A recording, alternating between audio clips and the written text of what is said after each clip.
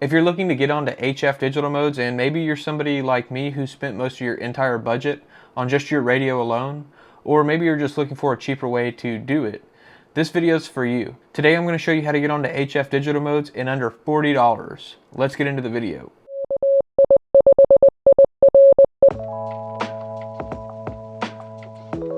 So there's two things that you're going to need to buy to make this work. And the first one's going to be this USB sound card by Sabrent.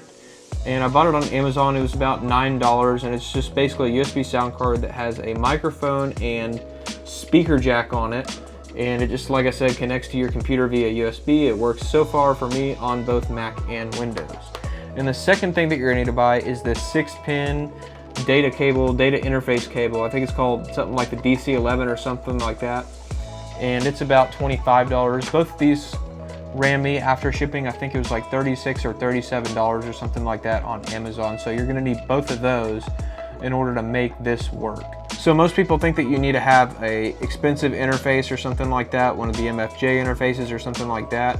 This has worked pretty much flawlessly for me so far. I haven't really had any issues with it at all. I'm sure there's some limitations that I just don't know about, but for the most part it's worked really well for me, and I've been pretty happy with it. I've made a ton of FT8 contacts with it, so it works.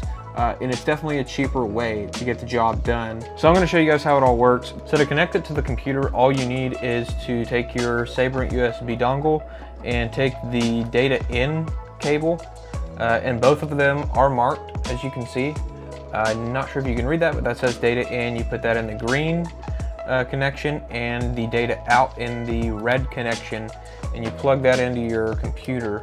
And then you need to plug the 6-pin side of the cable into the back of your FT891. I'm going to show you how to do that now. And to plug this cable into the FT891, you're just going to plug it into this port right here. That's the RTTY data port. And I don't know if you can see the top of the cable, but the top of the cable has an arrow. Just line that up with the center of the port and boom, it's in there. And that's it. Cable's plugged into both sides of the radios and we're ready to go. All right, and then we're going to come over to the computer. I'm going to show you how to do it on the computer. All right, so now that we're on the computer in WSJT-X, this is on a Mac, but Windows will be pretty much the same thing. You go to the configuration window and you go, it'll open up in general, and you go to audio, and you'll select the input and USB audio device. For the input and the output, click OK, and now you should be able to start seeing some decoding. All right, and as you can see, their station's decoding. I'm going to try to find somebody and make a QSO. Try this Chile station. All right, I transmitted. We'll see if he comes back to me.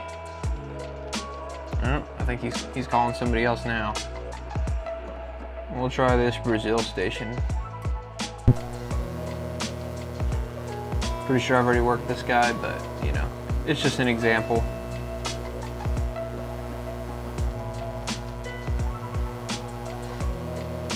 Let the radio do its thing. One more thing to note, can't see my radio over here, but just make sure you check your ALC when you plug it in, and your, oh, there we go. So yeah, he heard me, but make sure you check your ALC and SWR, make sure they're going up to confirm that your radio is actually transmitting audio through and the audio is passing through the connection. So obviously audio is being passed through because this guy was able to hear me and I was able to complete the QSO. So yeah, but always just make sure that you click on the tune button when you plug your cable in, and make sure that your ALC is actually showing up, and then also check your SWR. If you're not seeing anything on SWR or your ALC on your radio, odds are you're probably not passing any kind of data audio through the cable, so just make sure that you check that before you start transmitting. And that's pretty much it. It's a cheap way to get on digital modes using this cheaper sound card. And I mean, in the meantime, this is working just fine for me. I'm getting audio coming out of the radio, going into WSJT-X and back into my radio from WSJT-X. And again, the sound card's only like $9, but the interface cable is about $25 or so. This is actually a Chinese version of that. I will put links to the sound card that I'm using and the audio cable that I'm using in the description below. And that's pretty much it for this video. I just wanted to show you guys how to work HF digital modes without having to go out and spend a bunch of money on a interface The sound card option works pretty well, and like I said, it works both on my Windows PC and my Mac laptop. So yeah, it works, and like I said, I'm sure there's some limitations to using this method, but it works, and that's all you can really ask for when you're only paying $40 versus like $100 or $200. So yeah, that's about it, guys. I've made some good contacts today. I'm gonna get back to it. 73, guys.